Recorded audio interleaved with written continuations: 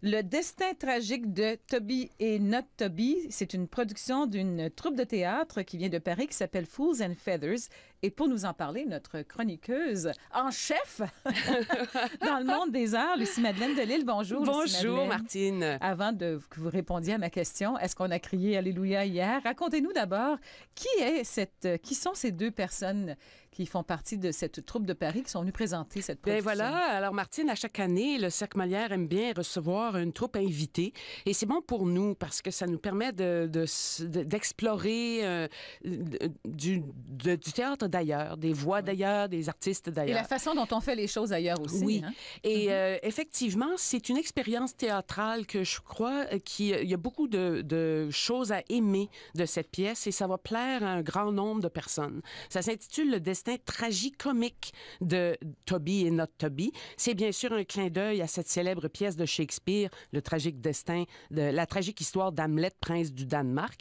Et ce sont deux personnages qui sont comme des vagabonds qui se rencontrent et sont joués par Sophie Brèche et Louis Fortier qui, de cette petite troupe de théâtre Fools and Feathers de Paris, ont à la fois fait l'écriture de la pièce. Ils l'ont écrit, mise en scène et ils jouent dedans. Wow. Alors, c'est tout un travail au point de départ. Et moi, je dois vous dire qu'après ma barre, je n'ai pas un grand attrait pour ce qu'on pourrait appeler le burlesque. Et je savais un petit peu, en allant voir la pièce, là, que c'était deux personnages un peu comiques, tragicomiques, qui peuvent mimer des clowns, oui, ce sont des clowns vagabonds. Sérieux, hein? Ben, à vrai dire, le mélange de tragicomique est extraordinaire dans la pièce parce que on rit pas mal du début jusqu'à la fin, puis en même temps, on aborde des grands thèmes de l'histoire humaine. C'est pas des surfaces de petites relations tannantes, là. C'est vraiment deux personnages qui se rencontrent un soir de Noël. Ils sont désespérés, ils sont au bord de la Tamise, ils se préparent à se suicider, à se jeter en bas du pont.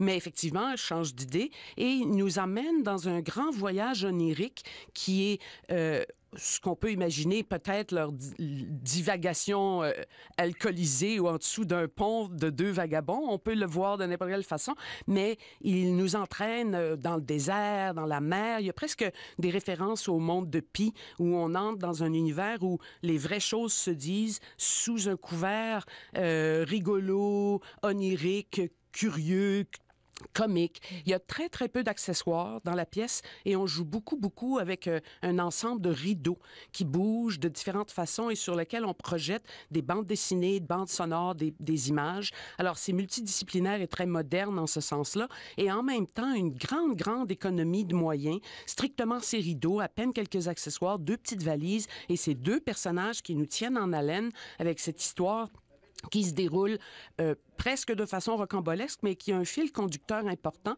qui est celui de la relation entre les deux, et de relations humaines, une relation profonde d'amitié avec ses écueils. Toutes ces aventures servent à nous montrer comment on gère nos relations personnelles, dans le fond, et que deux personnes en détresse, et on apprend un petit peu à travers des songes et des histoires qu'ils n'ont pas eu une belle vie, ont eu une vie difficile, mais c'est une pièce très positive. Ils se rencontrent et il y a une belle fin à l'histoire que je ne vais pas vous dévoiler. Oui, mais d'où l'intérêt pour différentes clientèles, hein? Oui. Jeunes ou plus vieilles, ou celles qui veulent aller se distraire, ou celles qui veulent un sujet sérieux. Hein? Et en même temps, il y a plusieurs niveaux d'interprétation. C'est ce qui fait que, justement, on peut s'y amuser, on peut le prendre un peu au premier degré, mais on peut aussi être ému et se laisser toucher. Il y a des moments profonds, il y a des moments émouvants dans l'affaire.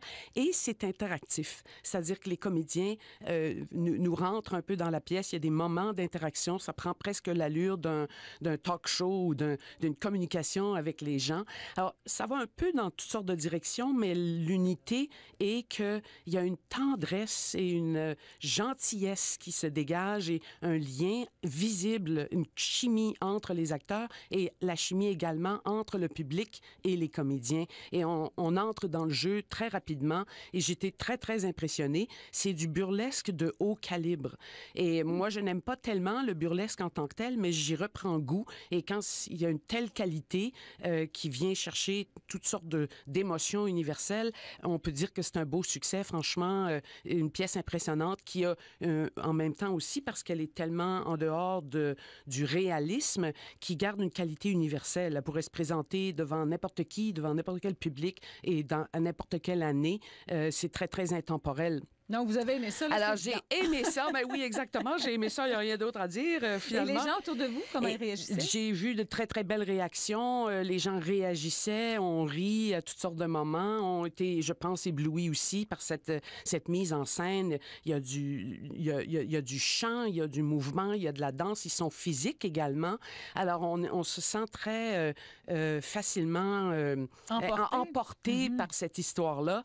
Et c'est difficile, vous savez, de faire du tragicomique. Je trouve que dans beaucoup de cas, c'est raté. C'est raté souvent au niveau des films, soit que ça devient grinçant, où on perd l'humour et on tombe dans le pathos et le drame, et c'est difficile de le relier.